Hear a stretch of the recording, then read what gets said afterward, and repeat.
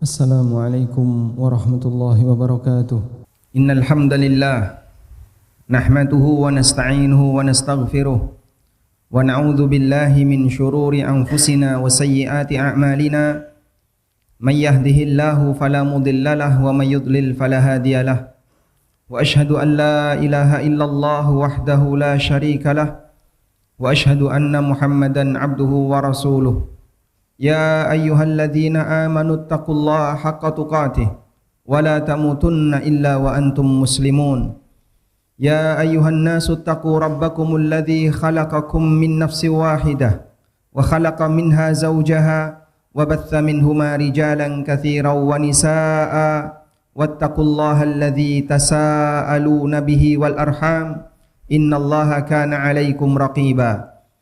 Ya ayyuhalladzina amanu taqullaha wa qulu qawlan sadida yuslih lakum a'malakum wa yaghfir lakum dhunubakum wa may yuti'illaha wa rasulahu faqad faza fawzan 'azima. Amma ba'du fa inna asdaqal hadithi kitabullah wa khairal huda huda nabiyyina Muhammadin sallallahu alaihi wasallam wa syarral umuri muhdatsatuha fa inna kulla muhdatsatin fid dini bid'ah wa kulla bid'atin dhalalah wa kulla dhalalatin finnar. Wa usalli wa usallim ala nabiyyina Muhammadin wa ala alihi wa sahbihi ajma'in. Hadirin jamaah Jumat dimulakan Allah Ta'ala, di antara nikmat yang Allah jadikan sebagai alasan agar orang musyrikin mereka mau masuk Islam adalah nikmat aman yang Allah berikan kepada mereka. Allah Subhanahu wa Ta'ala berfirman, "Falya'budu rabb hadzal bait alladzi at'amahum min ju'in wa amanahum min khauf." Sembahlah Rabb pemilik Ka'bah ini. Artinya masuklah kalian ke dalam Islam. Alladzi at'amahum min ju', yang telah memberikan makan kepada mereka sehingga tidak mengalami kelaparan, wa amanahum min khauf, dan memberikan rasa aman kepada mereka sehingga mereka tidak mengalami ketakutan. Nikmat aman Allah jadikan sebagai alasan untuk memerintahkan orang musyrikin Quraisy agar mau masuk Islam, padahal ada banyak sekali nikmat-nikmat yang lain yang Allah berikan kepadanya. Namun Allah pilih nikmat ini untuk disebutkan dalam Al-Quran, menunjukkan bahwasanya nikmat aman adalah nikmat yang sangat besar bagi hamba. Kita bisa bayangkan, andaikan masjid ini berada di daerah konflik atau berada di daerah di mana masyarakatnya mengalami chaos, maka mungkin kita tidak bisa melaksanakan Jumatan, kita tidak bisa melaksanakan aneka kegiatan berjamaah dengan tenang karena ada situasi yang tidak aman yang ada di sekitar kita. Dan untuk mewujudkan nikmat aman ini, maka kaum muslimin harus disatukan dalam satu suara. Dan satu suara itu bisa terwujud ketika mereka memiliki pemimpin. Karena itulah bagi para sahabat, mereka memahami bahwa ada banyak sekali ajaran syariat Islam yang tidak bisa terwujud kecuali ketika mereka memiliki pemimpin. Sebagaimana yang pernah disampaikan oleh Umar bin Khattab radhiyallahu anhu, beliau pernah mengatakan, "Innahu la islama illa bi jama'atin, wala jama'ata illa bi imaratin, wala imarata illa bi ta'atin." Rawahu Darimi. Sesungguhnya tidak ada Islam kecuali dengan adanya jamaah, dan tidak ada jamaah kecuali ketika ada pemimpin, dan tidak ada pemimpin yang berarti kecuali jika diiringi dengan ketaatan. Pernyataan yang sahih dari Umar diriwayatkan oleh Ad-Darimi. Berdasarkan hal ini, para sahabat memahami bahwa keberadaan ajaran syariat ada bagian yang dia hanya bisa terlaksana kecuali jika dilaksanakan dengan berjamaah. Seperti salat jamaah, seperti salat Id, termasuk juga penetapan tanggal 1 Ramadan, tanggal 1 Syawal, kegiatan haji, demikian pula jihad fi sabilillah. Semua itu hanya bisa terbentuk kecuali dilaksanakan, semua itu hanya bisa terbentuk jika dilakukan secara bersama-sama. Dan itu tidak mungkin bisa diwujudkan kecuali jika di tengah masyarakat ada pemimpin yang sah. Karena itulah Allah Subhanahu wa Ta'ala perintahkan kita. Setelah Allah perintahkan agar kita mentaati Allah dan Rasulnya, Allah perintahkan kita agar mentaati orang-orang yang ditunjuk sebagai pemimpin di sekitar masyarakat. Allah Ta'ala berfirman, "Ati'ullaha wa ati'ur rasul wa ulil amri minkum." Taatilah Allah dan taatilah Rasul serta taatilah ulil amri di antara kalian. Selanjutnya jamaah dimulakan Allah Subhanahu wa Ta'ala, kekacauan umumnya terjadi ketika di sana tidak ada yang bisa menjadi wasit, tidak ada yang bisa menjadi pemimpin yang bisa menentukan arah. Karena itu di masyarakat jahiliyah mereka menyadari bahwa ketika terjadi sengketa antara satu dan yang lainnya, namun tidak ada yang bisa menghakimi, maka akan sangat sensitif menimbulkan yang namanya sengketa. Sampai ada salah satu di antara penyair jahiliyah, Al-Afwah Al-Audi, pernah mengatakan, la yasluhun nasu fawda, la sarata lahum, wala sarata lahum idza juhaluhum sadu. Tidak ada baiknya ketika manusia mengalami chaos, mengalami kekacauan, sementara tidak ada sarah di antara mereka. Yang dimaksud sarah di sini adalah al-wasit, tidak ada penentu mana yang benar. Wala sarata lahum idza juhaluhum sadu. Namun yang namanya wasit tidak ada artinya ketika yang memimpin masyarakat adalah orang-orang juhal, orang-orang yang bodoh. Dan ini diakui. Kita bisa bayangkan ketika dalam perempatan yang di situ tidak ada trafik lampu merah yang bisa mengatur siapa yang harus jalan duluan, maka seluruh pengendara akan berusaha untuk menerobos agar dia bisa duluan. Apa yang bisa kita bayangkan? Akan terjadi kemacetan yang berkepanjangan karena tidak ada yang ngatur. Maka bagaimana lagi dengan suasana masyarakat? Tentu mereka butuh seorang pengatur, sehingga adanya pemimpin adalah bagian dari kebutuhan yang sangat mendesak yang ada di tengah masyarakat. Selanjutnya jamaah dimuliakan Allah Subhanahu wa taala. Mengingat akan hal ini, maka Nabi SAW memerintahkan kepada kita agar selalu mendengar dan taat kepada pemimpin. Sampai pun andaikan yang menjadi pemimpin adalah sosok yang tidak ideal. Disebut sebagai sosok yang tidak ideal karena belum memenuhi syarat. Misalnya seorang budak yang menjadi pemimpin, dan itu pengandaian yang mustahil.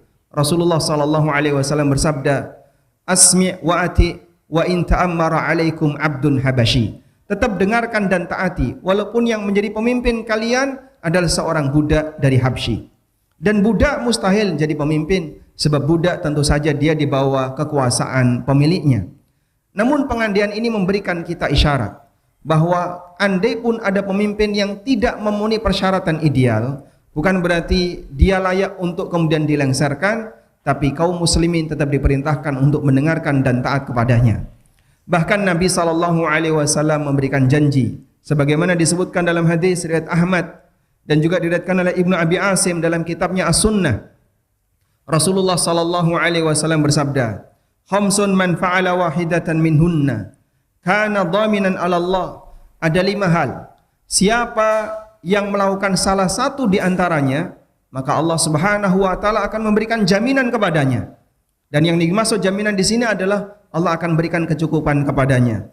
Salah satunya kata Nabi sallallahu alaihi wasallam, au dakhala ala imamihi yuridu ta'zirahu wa tawqirahu. Orang yang dia menemui pemimpinnya dalam rangka untuk memberikan kemuliaan, memuliakan pemimpinnya dan menghormati pemimpinnya. Dan yang dimaksud dalam hadis ini adalah yuwaqqirahu wa yahtarimahu wa yansukhuhu wa yuwasihi bil haqqi. Yang dimaksud di sini adalah memuliakan pemimpin dan memberikan nasihat-nasihat yang baik kepada pemimpin, menyampaikan pesan yang baik kepada pemimpin. Termasuk di antaranya adalah mendoakan kebaikan bagi pemimpinnya. Rasulullah SAW sampai memberikan jaminan bahwa orang yang menemui pemimpin dalam rangka untuk menghargai beliau sebagai pemimpin dan memberikan pesan baik kepada pemimpin, diberi jaminan oleh Allah Subhanahu wa taala, Allah akan memberikan kecukupan baginya.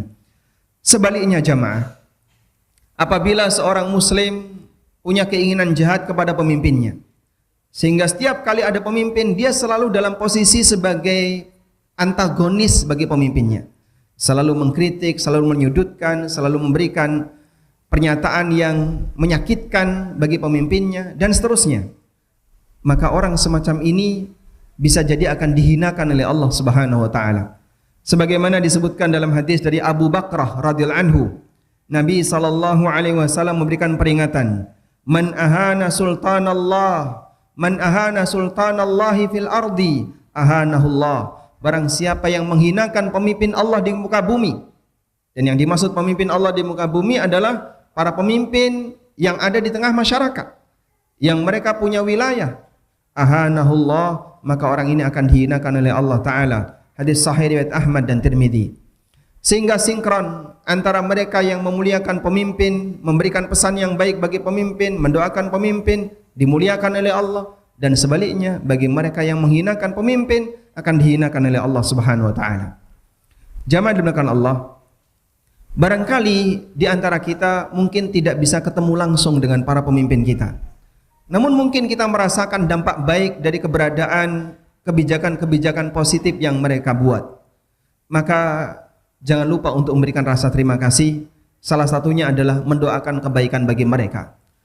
Ketika pemimpin itu baik, kira-kira manfaatnya siapa yang akan mendapatkan? Masyarakat yang lebih luas. Tapi kalau pemimpin itu buruk, yang mendapatkan dampak buruknya juga masyarakat.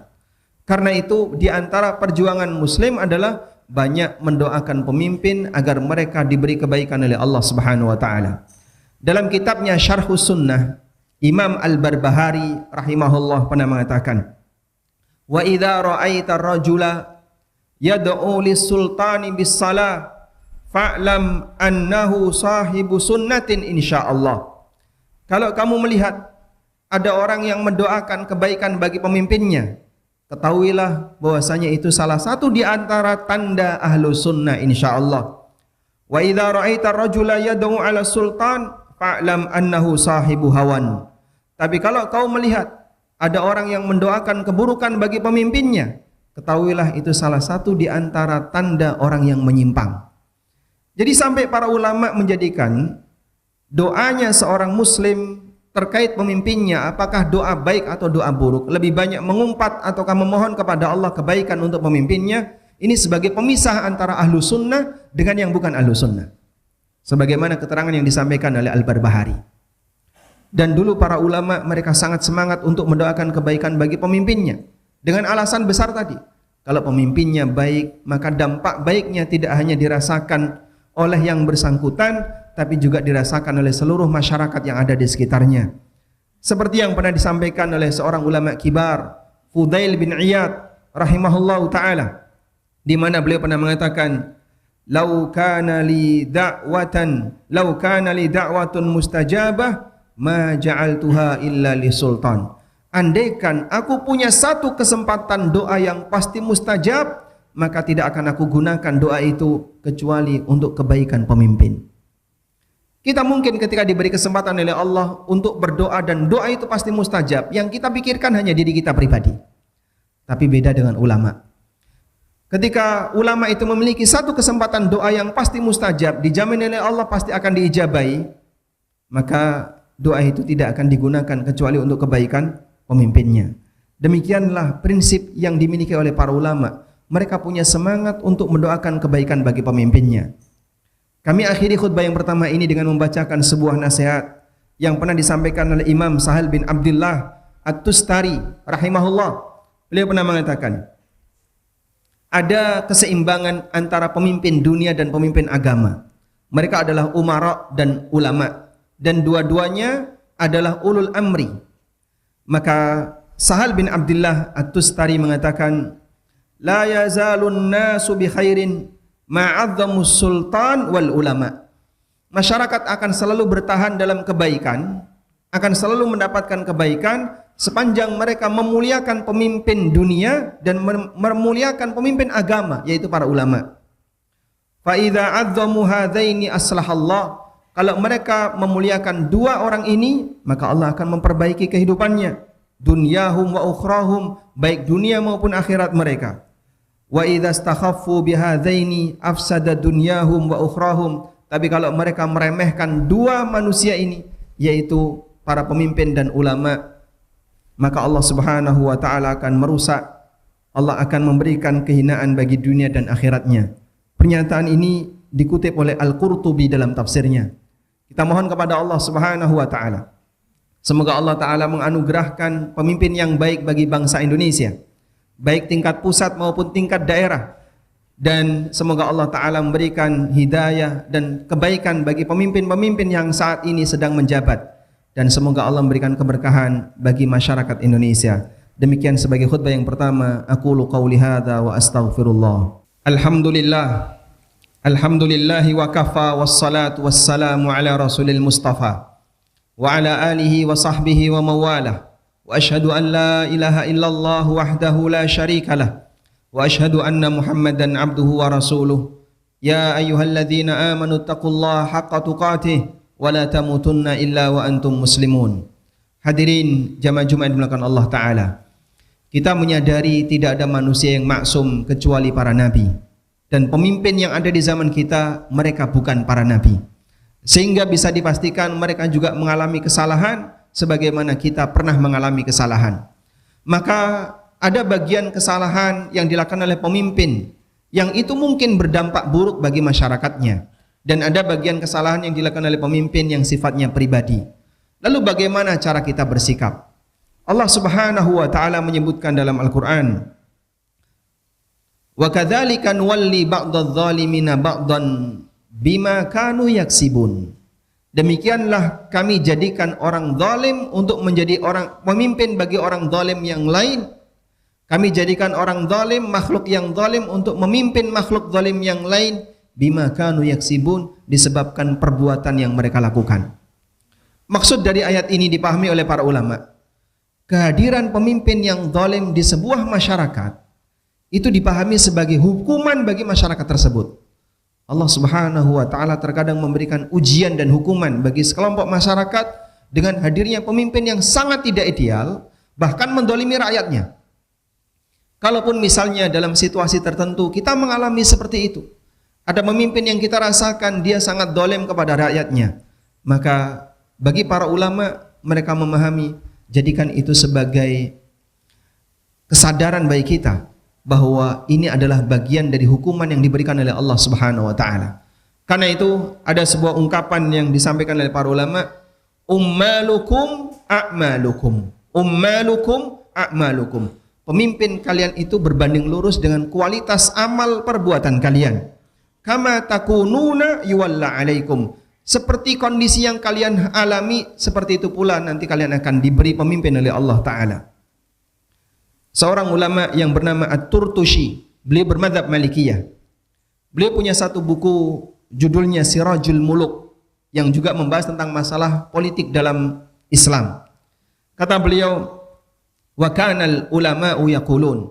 Para ulama dulu mengatakan, in istaqamat lakum umurus sultan fa'akthir hamdallahi ta'ala wa syukrah.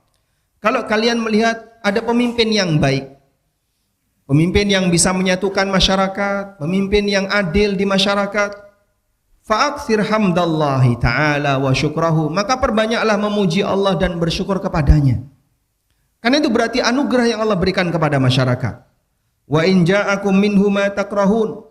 Tapi kalau kalian punya pemimpin yang melakukan perbuatan yang tidak kalian sukai, yang kalian ingkari, mungkin karena kebijakannya yang zalim atau kekurangan yang ada padanya, wajjihuhu ila ma tastaujibuna minhu bidzunubikum. Maka jadikan itu sebagai alasan bahwa bisa jadi ini karena sebab dosa-dosa kalian. Wa tastahiquna bi athamikum, dan kalian berhak untuk mendapatkan hal ini disebabkan karena perbuatan dosa yang kalian kerjakan. Subhanallah. Demikianlah para ulama memahami. Jadi kalau ada kebijakan yang mungkin kita enggak suka, bagi para ulama, pertama suudzonnya dikembalikan kepada diri rakyat. Barangkali ini disebabkan karena masyarakat banyak berbuat zalim. Karena itu ketika terjadi aneka keputusan yang tidak berpihak kepada para ulama, dulu mereka bersabar dan banyak beristighfar kepada Allah Subhanahu wa taala. Karena dengan banyak istighfar, semoga Allah Subhanahu wa taala memperbaiki pemimpin itu atau Allah gantikan dengan pemimpin yang lebih baik. Kita mohon kepada Allah, semoga Allah memberikan keamanan bagi negeri ini. Allah jadikan negeri ini negeri yang barakah. Ya'tiha rizquha ragadan, yang rizkinya selalu berdatangan dengan sangat baik. Dan semoga Allah Subhanahu wa taala berikan pemimpin yang terbaik bagi masyarakat kita. Allahumma salli ala Muhammad wa ala ali Muhammad kama sallaita ala Ibrahim wa ala ali Ibrahim innaka Hamidum Majid. Allahumma ighfir lil mu'minina wal mu'minat wal muslimina wal muslimat al ahya'i minhum wal amwat innaka sami'un qaribun mujibu da'awat ya qadiyal hajat. Allahumma aminna fi awtanina wa aslih a'immatana wa ulata umurina. Allahumma aslih a'immatana wa ulata umurina. Allahumma a'inhum ala tanfidhi amanatihim. Allahumma arzuq lahum bitanatas salihin. Allahumma arzuq lahum bitanatas salihin wa wuzara as-salihin. Rabbana hab lana min azwajina wa dhurriyyatina qurrata a'yun waj'alna lil muttaqina imama. Rabbana atina fid dunya hasanah wa fil akhirati hasanah wa qina adzabannar. Wa sallallahu ala nabiyyina Muhammadin wa ala alihi wa sahbihi wa sallam.